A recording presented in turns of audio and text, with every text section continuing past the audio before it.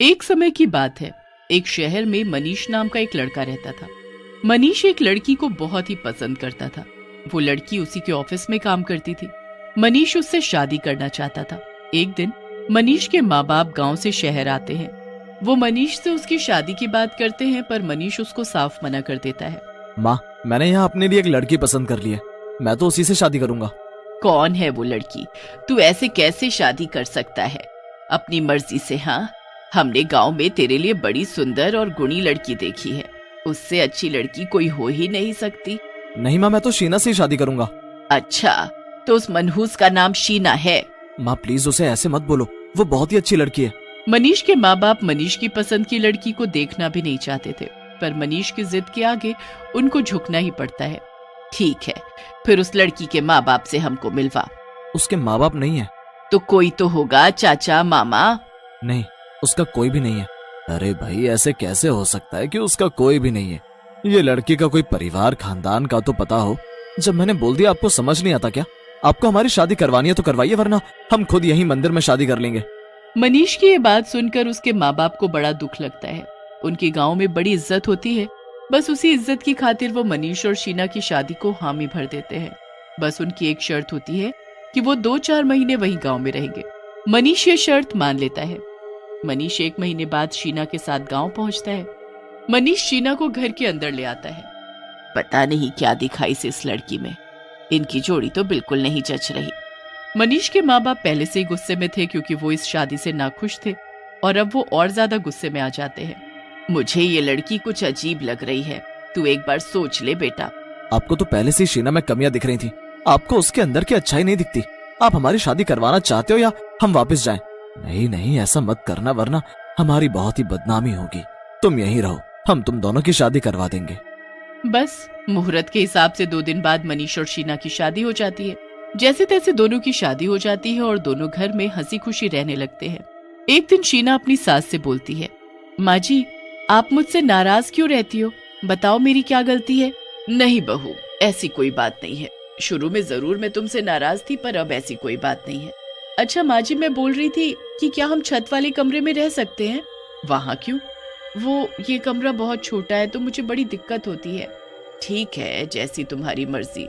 शीना और मनीष फिर ऊपर छत वाले कमरे में रहने लगते हैं। एक रात शीना मनीष के सोने के बाद कमरे के बाहर आती है और जोर जोर से हंसने लगती है। उसके बाद वो लंबी होती चली जाती है और एक लंबी चुड़ैल में बदल जाती है।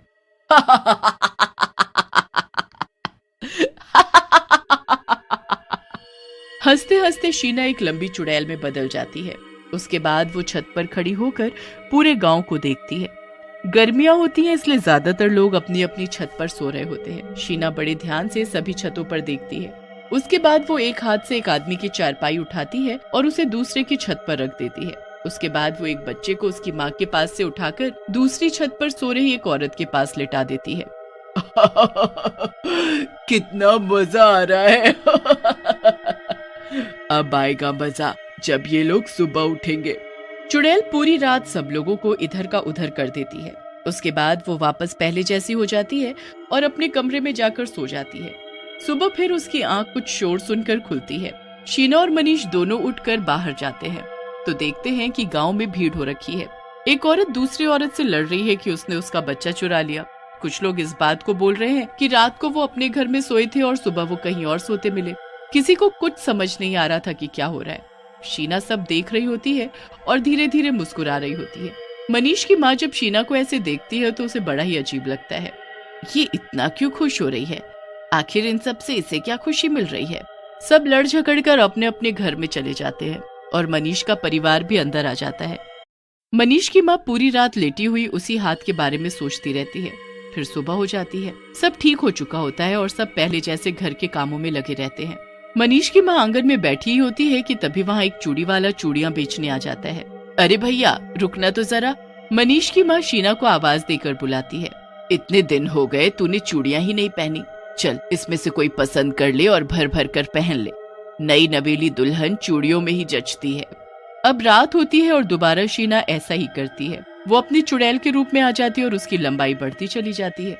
लंबी चुड़ैल बनने के बाद वो अपना लंबा हाथ दूसरों के हाथ तक पहुंचाती और अपना वही काम शुरू कर देती है। इस बार तो वो हद ही कर देती है। वो लोगों के आंगन में बंधी गाय, भैंस, बकरियों को बाहर निकाल देती है। सब जानवर यहाँ से वहाँ भागने लगते हैं। वो तो एक आदमी की सारी मुर्गियों को भी बाहर गांव में निकाल देती है। सारी मुर्गियां यहाँ वहाँ पूरे गांव में फैल जाती हैं।